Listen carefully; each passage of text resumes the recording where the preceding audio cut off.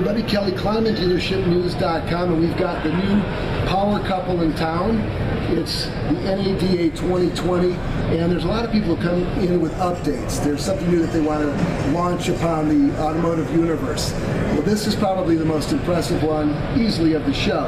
We've got Automate and DealerSocket. They have merged, and I'm sure you've probably seen the press release. We're going to get into that here real quick, and we've got with us Sejal Pietrzak, Mr. Mike Esposito, and of course Larry Colson, the two gentlemen from Automate, and of course Sejal from everyone's favorite DealerSocket. This has taken a couple years to put together. Who initiated it? Why is it taking so long? And then tell us what the benefit's going to be for the automotive market. Well, you want me to start? Yeah. Well, we met actually at N.A.D.A. The 2018 N.A.D.A. is when I met Mike and Larry, and it was a great conversation. And soon thereafter, about 6 months, 7 months later, we talked about what would it be like to have a marriage between our two companies, and we started having some conversations. And lo and behold, on Monday of this past week, so 5 days ago, we completed our new power couple, and DealerSocket acquired Automate. Congratulations.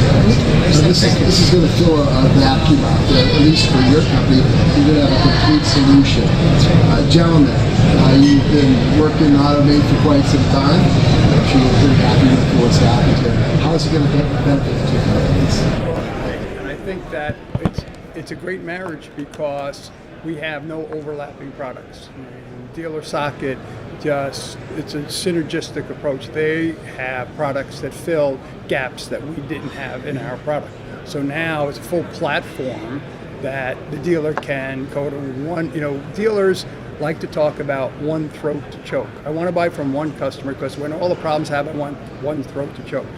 Well, we look at it differently. When you buy from DealerSocket/Automate, it's not one throat to choke. It's one hand to shake hands with.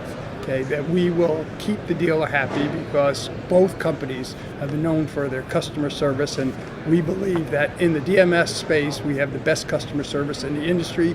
We believe that DealerSocket in the CRM, etc. space has the best customer service in the industry.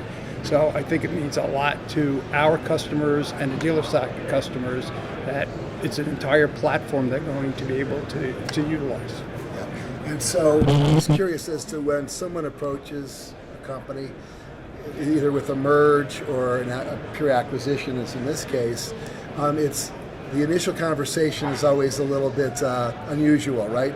Was there any discomfort in the conversation at all? It was like, this is kind of a no-brainer. Why don't we put this in the works? We had originally, we had just come off a failed acquisition by CDK. I heard this. That's right. That the FTC put down for antitrust reasons. So we were a little gun shy at that point, but we knew at some point there might be some sense. But at that, I think when Sejal first approached us, we said, no, we're not ready. We need to lick our wounds a little bit. We're going to focus on the business, and what we did really over the last couple of years. But as we started talking, it made a lot more sense to put these two companies together, and it certainly made a lot more sense. Certainly, given the reaction in the market. To put these two companies together than what it was between CDK and Automate. Did you have a lot of overlapping customers, or was this something that you acquired? Obviously, you acquired revenue as well as customers. So, you're all one company. So what happens with what are you going to be doing with the company? Is it all going to be under one management? Well, a lot of warm leads. A lot of warm leads. Right. Between the two companies, we have about 9,000 dealership customers. Yeah. And there is only a little bit of overlap, so there's a great opportunity for us to be able to talk to each other's customers and like Larry just said, warm leads. And what we're hearing from the dealers is this is a win-win. We've heard everything from this is much needed, long awaited.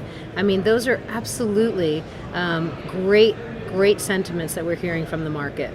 Yeah. And we already have a good integration between the products, but we're going to work a lot more on that. And we've had a good relationship, with our employees working together. We already know a number of the people, especially in the field and sales force. But I think we'll integrate the products much more tightly, and I think the market will see that this was a really smart move.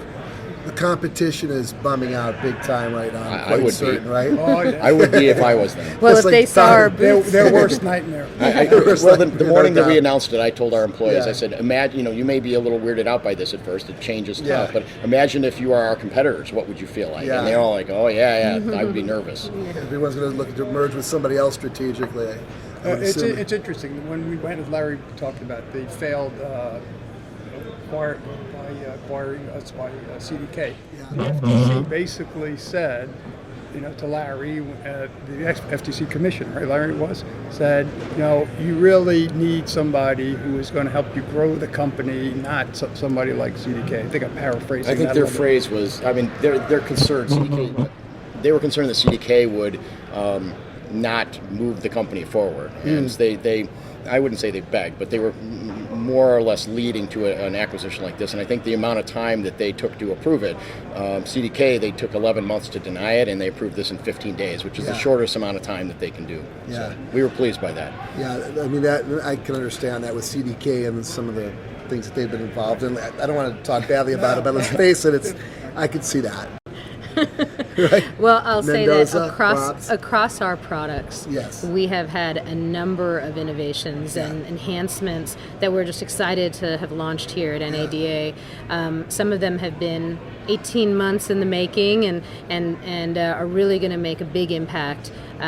And you can imagine what next year's N.A.D.A. is going to be like, even as we continue to work together with the Automate team and really drive so much more that the industry's never seen. The kinds of integrations and seamless workflows, seamless data flows, it's going to be a game changer.